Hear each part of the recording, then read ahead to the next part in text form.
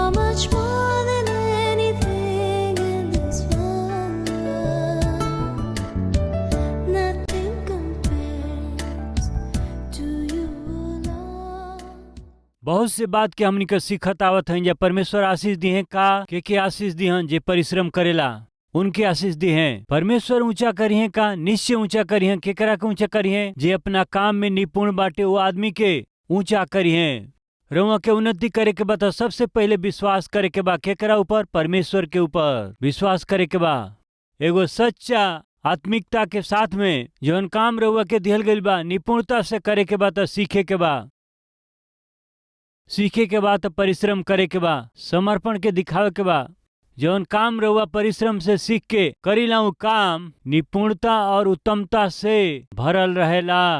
रउआ निपुण होके गुण के पा करके निपुणता से गुण के साथ रउआ अपना जीवन में काम करब त का होई बताई? उन्नति पाइब, आशीष के पाइब। कृपया सुनी, दाऊद के उनकर पिताजी उनके एगो जिम्मेदारी दिहले। का जिम्मेदारी? भेड़ के चरावे के। भेड़ के चरवाहा।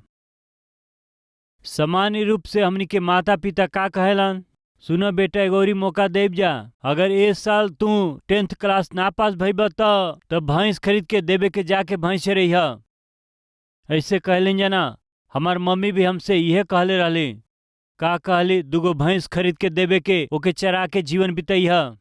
यानी समान रूप से भैंस के चरावल या भेड़ के चरावल इस सामान्य रूप से हमन देखे लीजा कि हाँ, जब बच्चा ना पढ़ेलन त एक काम के देवे के माता पिता इसे कहत रहले। यदि रउआ अब दाऊद के देखब त एगो उ चरवाहा रहले, भेड़ के चरवाहा। घर के औरी कोनो भाई भेड़ के निखन चरावत, उ सब अच्छा से नौकरी करत हवन जा। कृपया ध्यान दें जा, दाऊद के बड़का भाई नौकरी करत रहलन जा। कौन से नौकरी? आर्मी में नौकरी, सेना में उ लोग नौकरी करत रहे, सरकारी नौकरी रहे। बाकी दाऊद के उनकर पिताजी कुछ भेड़ के दे के इनके चरावा कह के भेजले। तब दाऊद भेड़ के चरावत रहले। उनकर काम छोट काम रहल। उनकर काम भेड़ के चरावल रहल। उनकर काम एगो नौकर के काम रहल। बाकी ध्यान से देखी त उ छोट काम करते रहले, फिर भी भेड़ के चरावत रहले, फिर भी नौकर जैसे काम करते रहले। बाकी विशेष श्रद्धा वो काम में उ देखौले।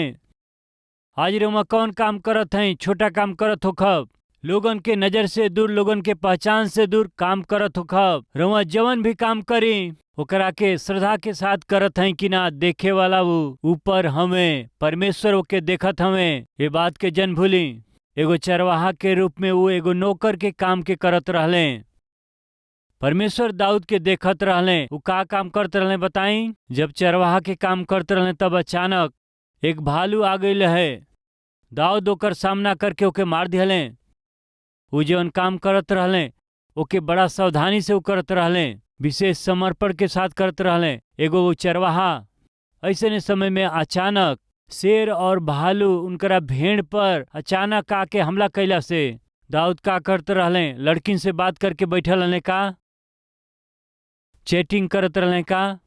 सोशल मीडिया में बिजी रहले का? उ का करते रहले? प्रिय, हम पूछत हई भाईजी रउआ का करतनी सुबह से शाम तक? बहन, का करते हैं सवेरे से सांझ तक? भाई और बहन लोग, नौकरी कैला के जगह में का करते हैं? परिचय रउआ बढ़ावत हैं, वहाँ रउआ प्यार मोहब्बत के चलावत हैं, अनावश्यक स्नेह और बंधन के स्थापित करत हैं और वहाँ अपना जीवन के नाश करत हैं। सुनी, दाऊद रौरी समान ना रहले। वो अपना काम के श्रद्धा के साथ करत रहले।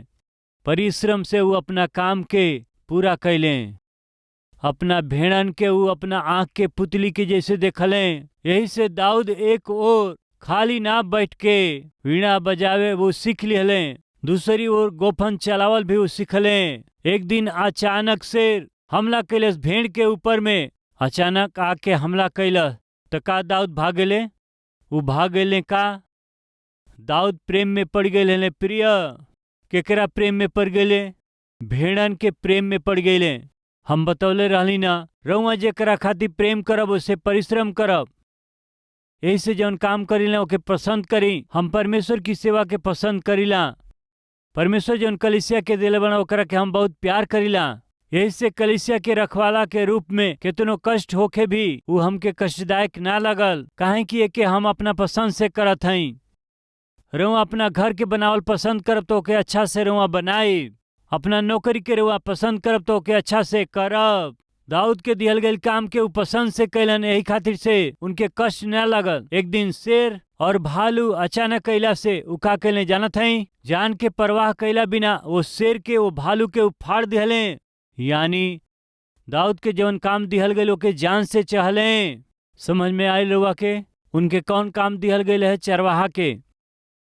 चरवाहा के काम उनकरा भाई के का काम मिलल? आर्मी में काम करत रहले। आर्मी यानी सेंट्रल गवर्नमेंट के जॉब ह। भाई लोग तो आर्मी में काम करत रहले। उनकर पिता दाऊद के चरवाहा के काम दिहले। दुखी ना भइले, रोले नाही, काहे हमार जीवन ऐसन हो गई, हम का काम करत हई, यह हमके करे के बा का? बहुत छोटा स्तर के काम है ई। आज रउआ जवन काम भी करत हई रउआ दुखी मत होखी। वो काम के रउआ अपना पूरा सामर्थ्य से करत हई का, ई जरूरी बाटे। भालू आके, शेर आके अचानक उनकरा पर भेड़ के ऊपर नहीं प्रिय बाकी मेमना के ऊपर हमला कैल। शेर आके केकरा ऊपर? भेड़ के बच्चा के ऊपर। देखे के आए सामुएल के पहला किताब। विश्वास योग्य रहे के बा, निपुण होके रहे के बा, सीखे वाला होके के बाटे, नम्रता होके के बाटे। आज हम एगो बहुमूल्य पाठ के सिखावे जात हई। पहला सामुएल 17:34। दाऊद साउल से कहले, तो हर दास अपना पिता के भेड़ बकरी चरावत रहले, और जब कोनो सिंह या भालू झुंड में से मेमना उठा लेते रहे, मेमना कहा भेड़ नहीं, भेड़ के नहीं, मेमना के उठा ले जाते रहे, तब हम ओके पीछा करके ओके मारत रहली और मेमना के ओकरा मुंह से छुड़ावत रहली। और जब ऊ हमरा पर हमला करत रहे तब हम ओकरा केस के पकड़ के ओकरा के फाड़ देते रहली। तो हर दास शेर और भालू के मरले हमें, और ऊ खतना रहित पलस्ती उनकरे समान हो जाइए, काहे कि ऊ जीवित परमेश्वर के सेना के ही ललकर ले बाने। सुनी, जौन काम उनके मिलल है ओके बड़ा श्रद्धा के साथ करा। तू भेड़न से ज्यादा अपना जान से प्यार कैले, अपना प्राण के दाव पर लगा करके जाके मेमनन के बचाए वाला दाऊद के देखले रहे? ऊपर से परमेश्वर देखले। बाइबल बतावेले यीशु मसीह भेड़न के अच्छा चरवाहा हमें। अच्छा चरवाहा अपना भेड़न खातिर प्राण देवेला। वो गुण हमनी में केकरा में दिखाई देता? दाऊद में दिखाई देता। ओके के देखल? परमेश्वर देखले। फिर का आशा कैले? तोहरा के भेड़ के रखवाला बन के नेके रह के, तोहरा के हमरा देश के रखवाला बने के बा। का समझ में आइल रउआ के? राउर करे वाला काम छोटा हो सकेला, बाकी रउआ ओके कैसे करत हई? परमेश्वर देख के ओकरा के खुश समय ऐसे करत हई का? उहे त रउआ के उन्नति की ओर लेके जाला। दाऊद के दिहल गईल छोटका काम ओकरा के वो उत्तम मूल्य के साथ कैले। ओके परमेश्वर देखले। उ कोनो समय नौकर रहले, चरवाहा रहले, भेड़न के चरावत उ का सिखले? वीणा सिखले। यही से उ कहाँ आइले? साउल के जब दुष्ट आत्मा पकड़ल, दुष्ट आत्मा जब साउल के सतावत रहे त जब वीणा बजावेला के जरूरत पड़ल त के मिलल उनके? दाऊद मिलले। दाऊद के जब लियावल गईल और दाऊद निपुणता से जब बीड़ा बजावे लगले तब का भइल?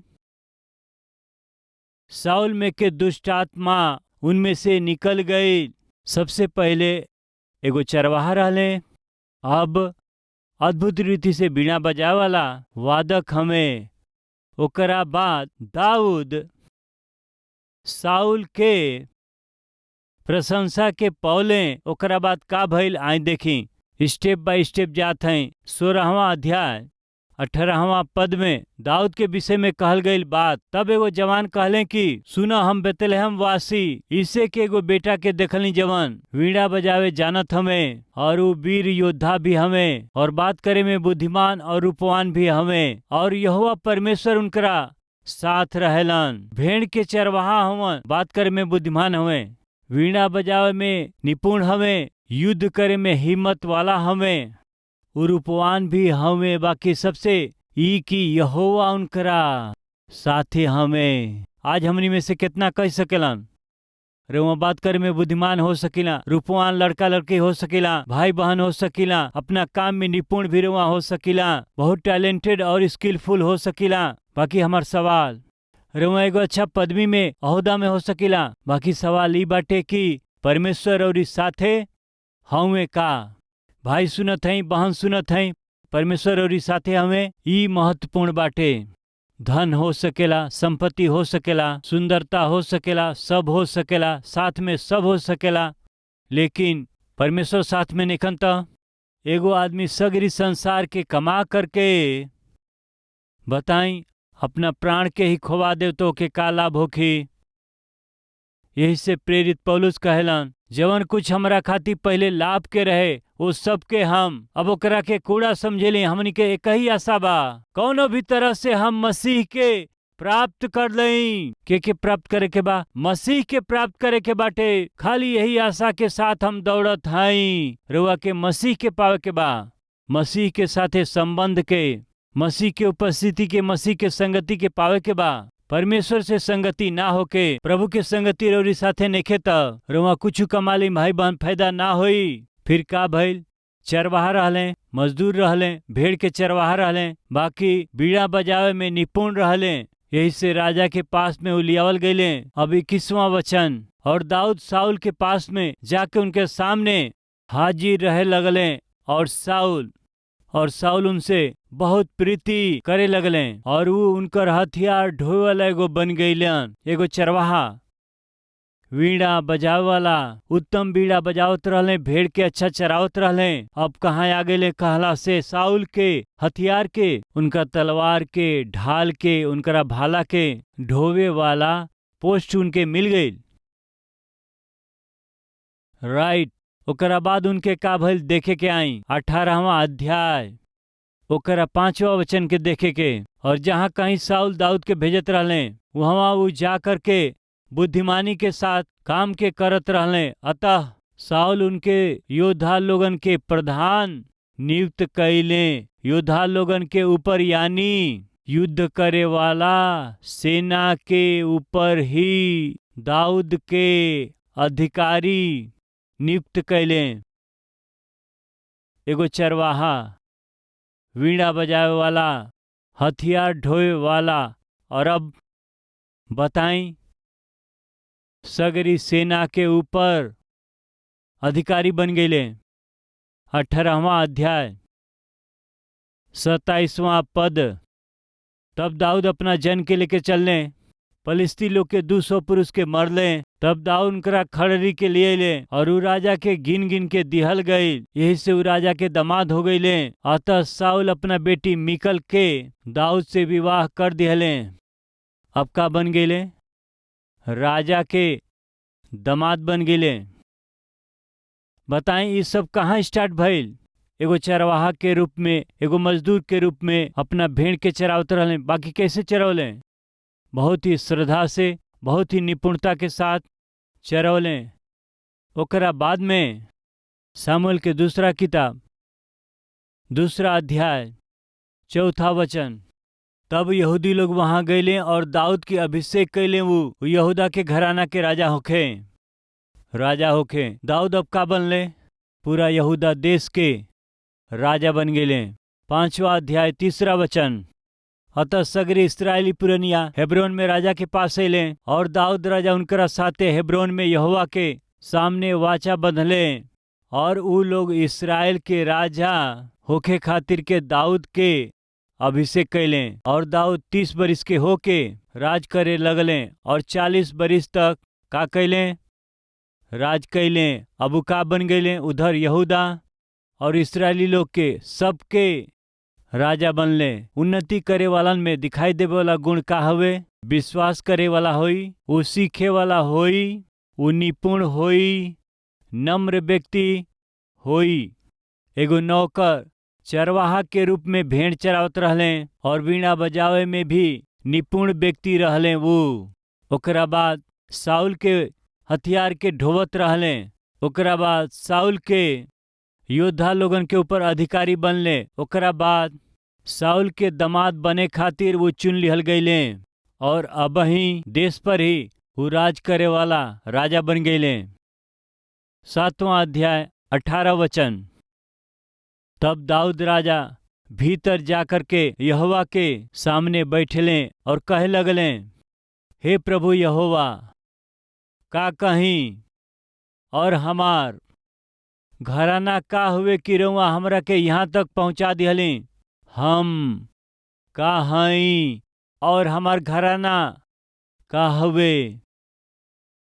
राजा के रूप में अभिषेक भइल त वो देश पर अद्भुत रीति से शासन करे वाला दाऊद एक दिन परमेश्वर के सामने वो बैठ के कहत हमें, यहोवा, आज ये पूरा देश पर शासन कैला के सौभाग्य के जब हम देखत हई और ये सिंहासन पर जब हम बैठल हई, राजा के रूप में जब हम अपना के देखत हई, तब हमारी में का विचार आई कहला से असल में हम कौना लायक बानी और इतना आशीष पावे खातिर के हमार घराना कौना लायक बाटे।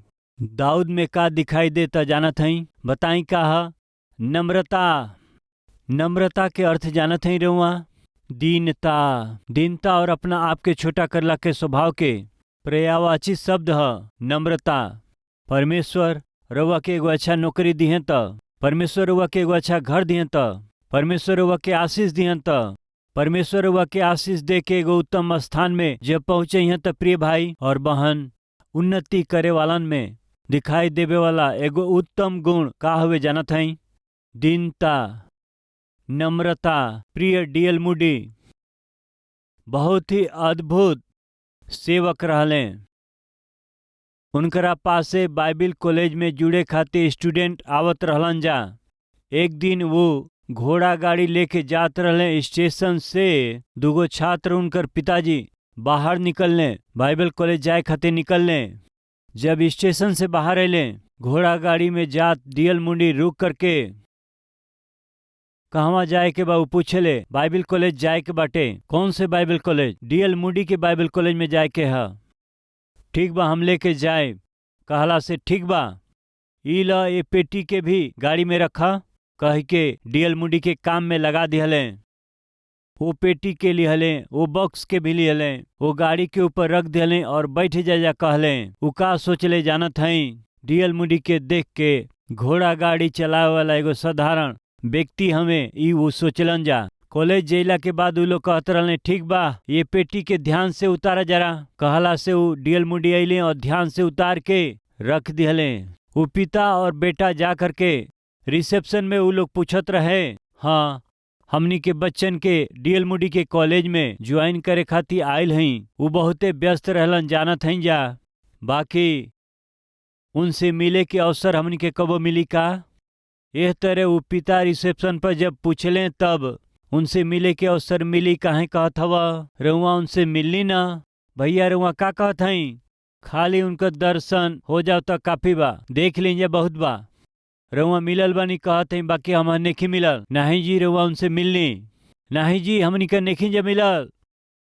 जे रउरी पेटी के उठावल और रउआ के घोड़ा गाड़ी में बैठा करके रउआ के लेके अलन, उ औरी केहू ना, डीएल मूडी हमें। वो बात के सुन के वो पिताजी और वो लड़के अचंभित भइले। महान लोग कैसे महान बनेला रउआ जानत हई का? वो केतनो महान भी बन जाओ न, उन्हन लोग में का रहेला जानत हई? नम्रता रहेला, दीनता के स्वभाव रहेला, दीनता रहेला।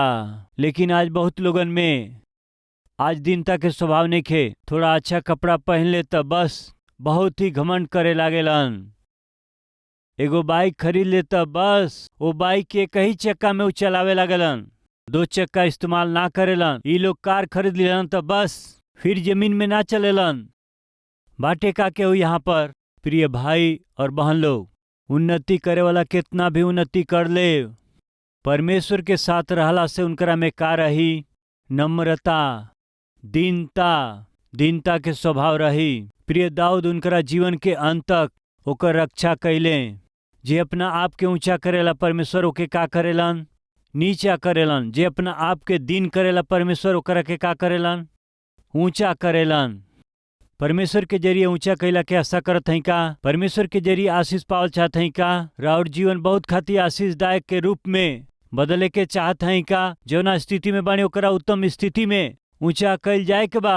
यदि ऐसा आज रउआ सोचत हैं तो फिर विश्वास योग्य बनल रही, सीखे वाला रउआ बनल रही, निपुण व्यक्ति रउआ बनी, अपना जीवन में नम्र बनल रही। ऐसे अनुग्रह चाहे कहे वाला हमारा साथे मिल के प्रार्थना करे।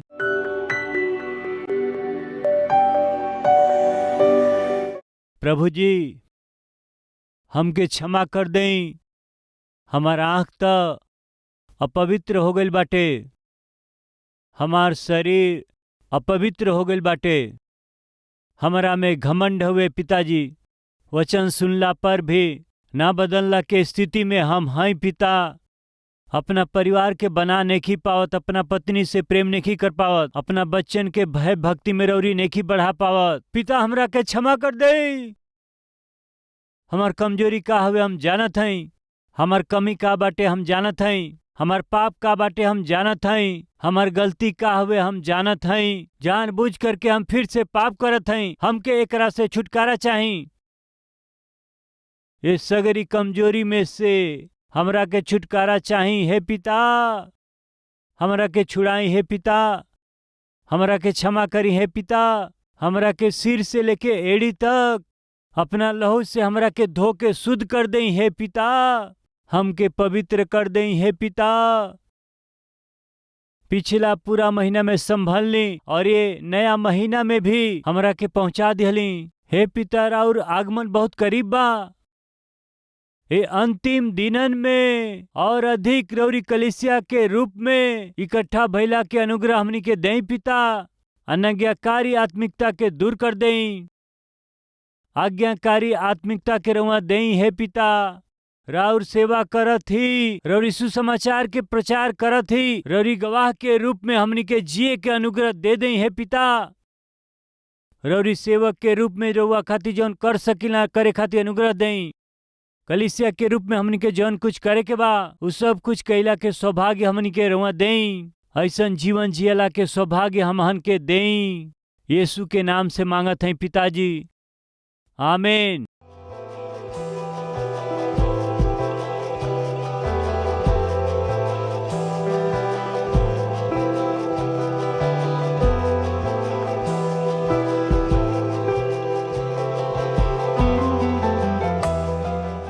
प्रभु में अति प्रिय भाई और बहन, रउआ सबके सलाम। रउआ अच्छा हैं। कलवरी आवाज 2003 में शुरुआत भइल और आज 2023 के 20 बरिस हो चुकल बा।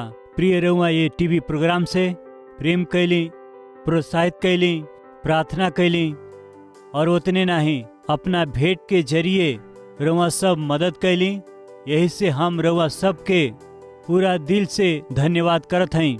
आज एक कार्यक्रम के जरिए हजारों और करोड़ों लोगों तक जीवित परमेश्वर के अद्भुत सुसमाचार के पहुंचावे खातिर रौरी जरिए कैल गई मदद खातिर हम दिल से धन्यवाद देते हैं। और यही समय हमनी कई कलवरी आवाज के कार्यक्रम भोजपुरी में ही ना, भारत देश में बोले वाली हर एक मुख्य भाषा में प्रभु यीशु मसीह के सुसमाचार के हम पहुंचा सकें परिश्रम करत हैं। वैसे ही हर महीना लगभग 650 टीवी कार्यक्रम के प्रसारित करत हैं। जा बोझ से भरल इस सेवकाई आगे जाए के बात निश्चित रूप से राउर सहायता, प्रार्थना और सहयोग बहुत जरूरी बा। एगो कार्यक्रम के प्रसारण खातिर अनेक चैनल के माध्यम से 20,000, 30,000, 40,000, 50,000 तक एगो कार्यक्रम खातिर खर्चा करे के पड़ेला। प्रभु यदि रउआ के अगुवाई करें तो ये टीवी कार्यक्रम के मदद करे खातिर रौरी मन में बोझ दिहला से निश्चय प्रार्थना करके ये सेवकाई के मदद करी। हम चाहत हैं प्रिय हैदराबाद में हर शनिवार के होखे वाला स्पॉन्सर मीट में रउआ शामिल होके रौरी परिवार की ओर से एगो टीवी कार्यक्रम के सहायता कैला के जरिए सुसमाचार के लाखों लोगों तक पहुंचाई। हम विनती करत हैं प्रिय ये हफ्ता में परिवार में केहू को जन्मदिन बाका या परमेश्वर रौरी जीवन में कोनो शुभ काम कैले हमें का, रौरी प्रार्थना के जवाब देले हमें का, देले हुआ अंतकार धन्यवादी होके कलवरी आवाज के मदद करब या परमेश्वर संतान के आशीष देले, नामकरण करे के होके, अक्षर अभ्यास करे के हो, अन्न सेवन करे के होके, ये शुभ काम के हमारा हाथ के जरिए रौरी बच्चन के जीवन में करवावे के आशा करत हई। तो शनिवार के कलवरी के आवाज के सहायता करके रौरी जीवन के शुभ काम के हमारा साथे खुशी मनावे खातिर रउआ सबके हम प्रेम से स्वागत करत हई। यानी हमारा परिश्रम में रउआ सहभागी होके अपना खुशी के बांटी। रौरी खुशी में हम सहभागी होके रौरी खुशी के पूरा करे के बा। दिल से चाहत हम ये अद्भुत परमेश्वर के सुसमाचार के संसार के पहुंचावे के प्रक्रिया में रौरी प्रार्थना और उत्साह के चाहत हम प्रभु में राउर प्रिय सतीश कुमार।